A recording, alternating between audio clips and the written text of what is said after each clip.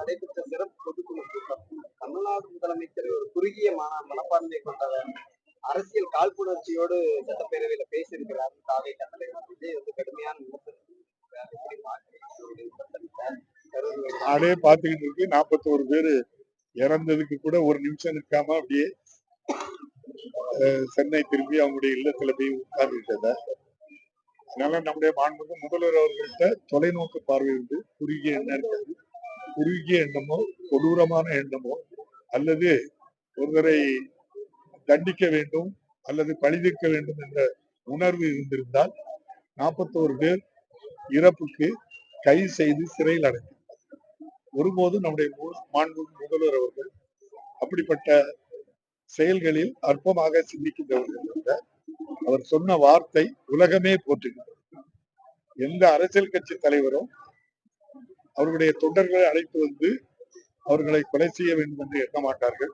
அந்த அடிப்படையில் தான் நான் விஜயை பார்க்கிறேன் என்று எவ்வளவு பெருந்தன்மையான வார்த்தையை சொல்லி, அரசு என்ன கடமை செய்யணுமோ இரவு தூங்காமல் அந்த பாதிக்கப்பட்ட பல 100 பேர்களுக்கு மருத்துவமனையில் நல்ல சிகிச்சை கொடுத்து, இறந்தவர்களுடைய உடலுக்கு மரியாதை செலுத்தி, குடும்பத்துக்கு நிதி ஆதாரமும் கொடுத்து, உலக அளவில் இந்த விஜய் பிரச்சனை நம்முடைய 41 பேர் இறந்த சம்பவத்தில் மாண்புமிகு தமிழக முதல்வர் நடந்து கொண்ட முறையை உலகமே பாராட்டுகின்றது.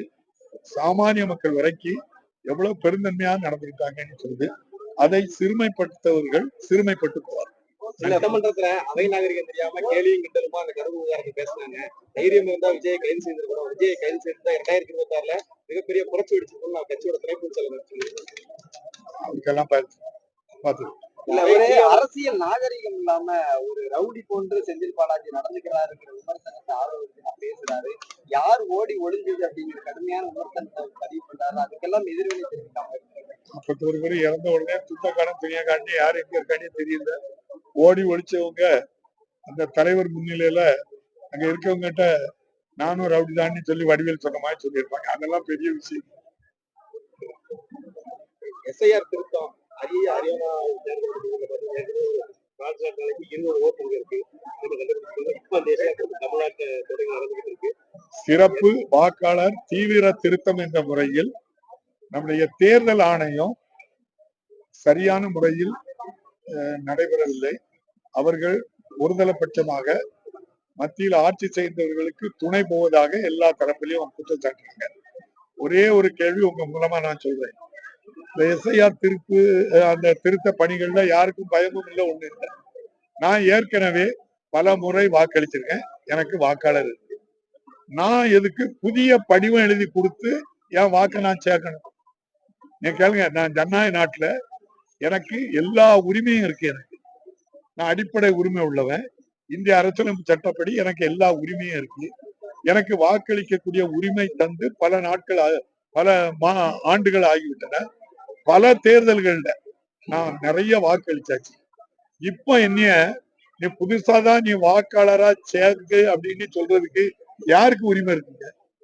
உச்ச நீதிமன்றத்துல நான் நினைக்கிறது, ஒரு வாக்காளர் போய் நான் எதுக்கு உங்ககிட்ட புதுசா சேரணும், என்னைய எதுக்கு அவமானப்படுத்துறீங்க, நீங்க வழக்கு போடணும், நல்ல தீர்ப்பு கிடைக்குன்னு நம்புறேன்.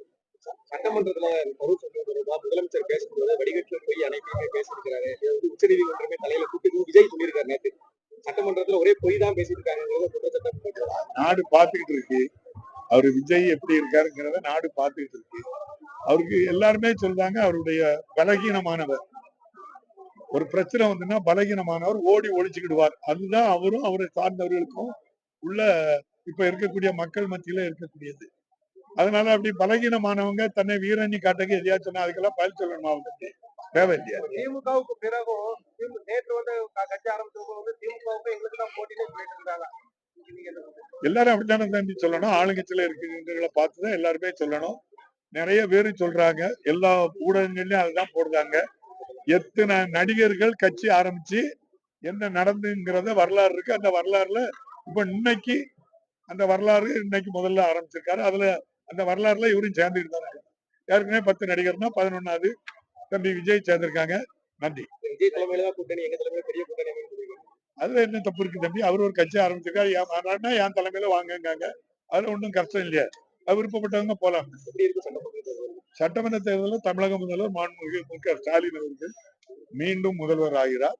இது சாமானிய ஏழை எளிய மக்கள், படித்தவர்கள், இளைஞர்கள் மத்தியில, தாய்மார்கள் மத்தியில அவ்வளவு பெரிய மரியாதையோடு இருக்கக்கூடிய தலைவர்.